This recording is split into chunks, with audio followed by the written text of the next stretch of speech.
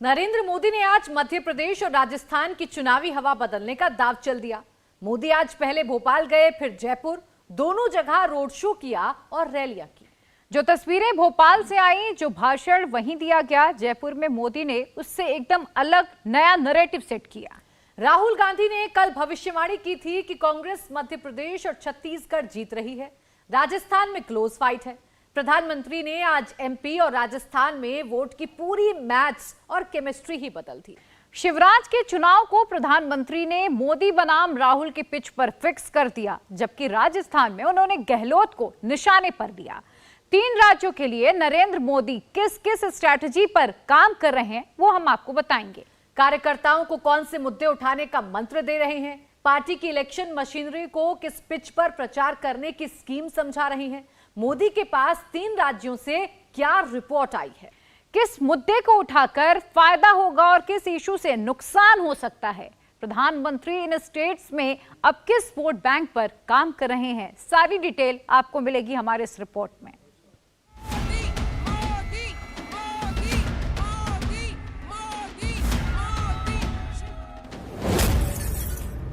मोदी ने विधानसभा चुनावों की दिशा बदल दी।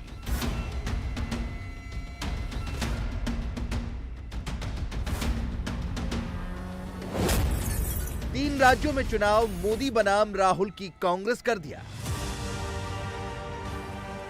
आज से चुनावी बिगुल बज गया है। मध्य प्रदेश, राजस्थान और छत्तीसगढ़ के चुनाव की कमान सीधे प्रधानमंत्री ने संभाल ली है। भोपाल हो या जयपुर, जहां जहां चुनाव है वहां वहां इस बार आमने सामने की टक्कर है। मतलब सीधा है, मुकाबला बीजेपी और कांग्रेस के बीच है। मोदी ने भोपाल में 3 लाइन कही। मोदी का मिजाज, मोदी की मेहनत, मोदी का मिशन। इन 3 राज्यों के चुनाव में बीजेपी के 3 मूल मंत्र की तरह काम करेंगे। ये मूल मंत्र मोदी ने आज पार्टी को ऐसे समझाए हैं। मध्य प्रदेश में मोदी ने खुद फ्रंट से लीड किया, लेकिन साथ में शिवराज भी खड़े थे।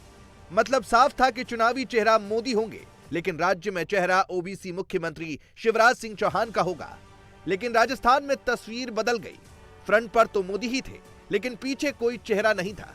प्रदेश अध्यक्ष खड़े थे। मतलब राजस्थान का चुनाव मोदी के चेहरे पर संगठन लड़ेगा। मोदी का मिजाज भी अलग है, मेहनत भी अलग है और मिशन भी अलग है। मेरे लिए देश से बड़ा, देशवासियों से बड़ा कुछ भी नहीं है। मैं अभावों में रहा हूं, लेकिन अपने देश को अभावों में नहीं रहने दूंगा।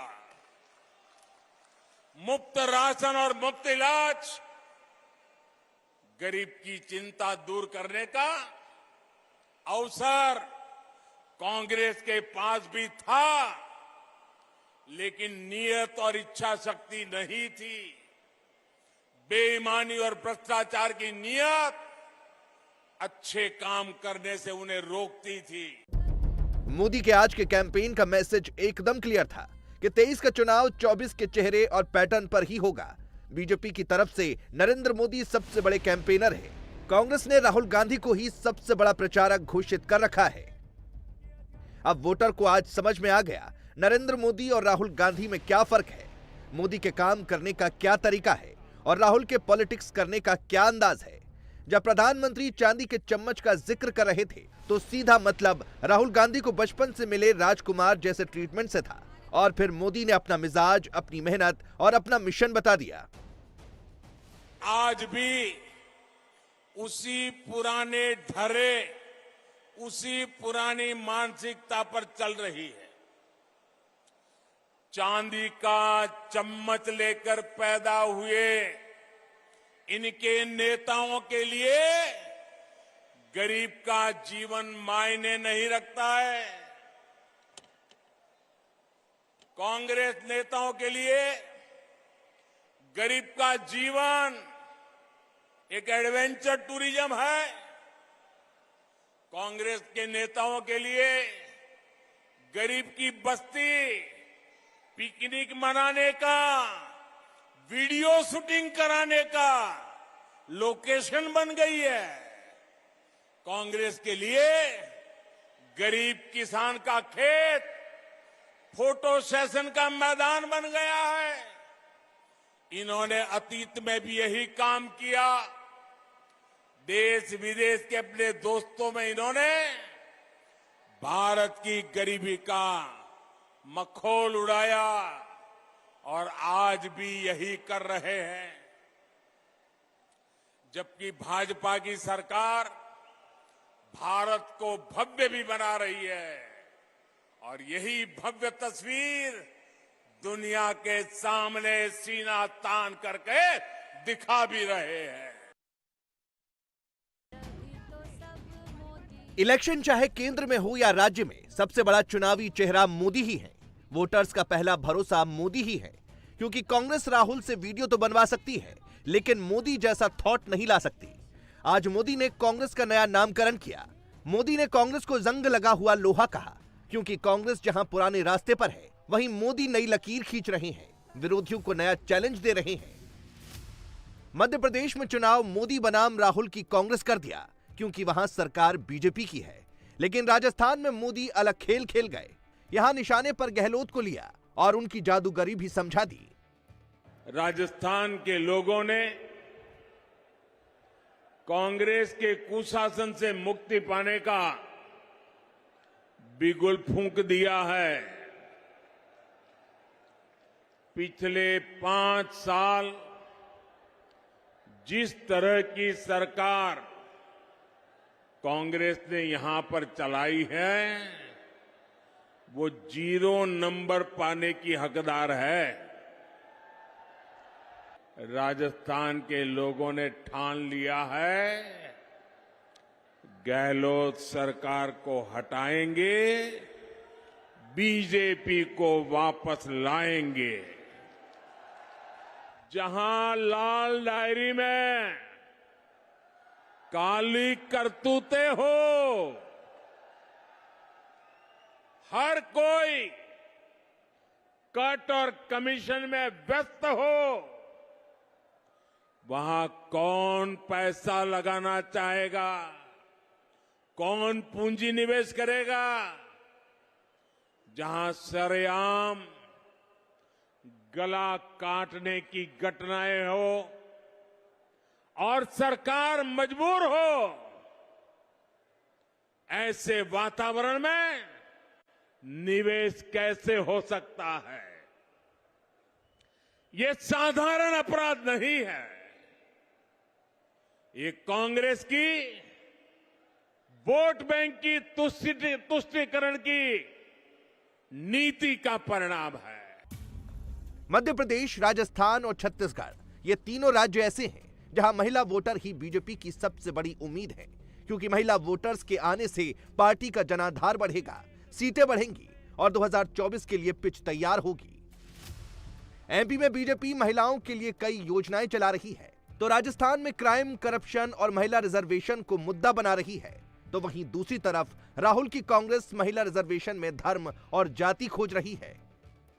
मैं मध्य प्रदेश की बहनों को याद दिलाने आया हूं कि मोदी ने आपको जो गारंटी दी थी, वो भी पूरी हो गई है। कुछ दिन पहले ही लोकसभा और राज्यसभा में माताओं, बहनों, बेटियों के लिए 33% सीटें आरक्षित करने का कानून पारित हुआ। कांग्रेस और उसके नए नए घमंडिया गठबंधन ने मजबूरी में इस बिल का समर्थन बहुत खट्टे मन से किया है, बहुत बेमन से किया है। वही लोग हैं जिन्होंने 30 साल तक इस कानून को पारित नहीं होने दिया, पार्लियामेंट में हुड़दंग किया, बिल फाड़ दिए, स्पीकर पे हमले बोल दिए, और अब जब मजबूरी में उंगली उठानी पड़ी है। मोदी ने मध्य प्रदेश और राजस्थान में माहौल बनाया तो राहुल ने छत्तीसगढ़ में मंच सजाया। 1 महीने में राहुल का यह दूसरा छत्तीसगढ़ दौरा था जगह भले ही अलग थी, लेकिन राहुल का राग पुराना था। दरअसल छत्तीसगढ़ आवास योजना के तहत 30,000 लाभार्थियों को स्वीकृति पत्र और पहली किश्त दी गई है। क्योंकि पीएम आवास योजना को लागू नहीं किया, बीजेपी बघेल सरकार पर 16 लाख गरीबों को घर न देने का आरोप लगा रही थी, इसलिए डैमेज कंट्रोल के लिए योजना लेकर आई। मैंने नरेंद्र मोदी जी से पूछा कि मोदी जी, आपका अदानी जी के साथ क्या रिश्ता है? डिफेंस में अदानी जी को पूरा का पूरा फायदा, पोर्ट्स में पूरा फायदा, एयरपोर्ट्स में पूरा फायदा। तो मैंने उनसे पूछा, नरेंद्र मोदी जी, आपका रिश्ता क्या है? उनके हवाई जहाज में आप जाते हो, रिश्ता क्या है? जवाब मिला, मेरी लोकसभा की सदस्यता रद्द कर दी। दरअसल बिलासपुर संभाग में कांग्रेस सबसे ज्यादा 11 सीट हारी थी, इसलिए कांग्रेस का फोकस इस संभाग पर है। दरअसल बिलासपुर में विधानसभा की 25 सीटें हैं, जिसमें 14 seat Congress, 7 seat BJP, 2 seat Congress तो 2 सीट बसपा को मिली थी। कांग्रेस पार्टी ने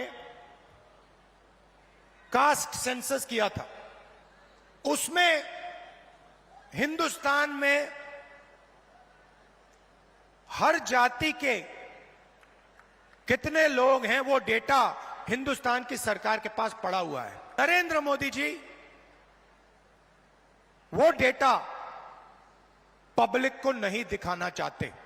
मैंने कास्ट सेंसस पे भाषण दिया, आपने देखा होगा, जैसे ही मैं कास्ट सेंसस की बात करता था, कैमरा उधर हो जाता था। नरेंद्र मोदी जी से पूछा कि आप कास्ट सेंसस से डरते क्यों हो? कास्ट सेंसस का डेटा सबके सामने रख दो, जो आपकी सरकार की सच्चाई है, आप हिंदुस्तान की जनता को दिखा दो, डरो मत। मगर नहीं। दरअसल मोदी ने आज विरोधियों के सामने चक्रव्यूह रच दिया है। मध्य प्रदेश में राहुल और कांग्रेस हाईकमान के खिलाफ माहौल बनाया, तो राजस्थान में गहलोत सरकार की कड़ाई खोल दी।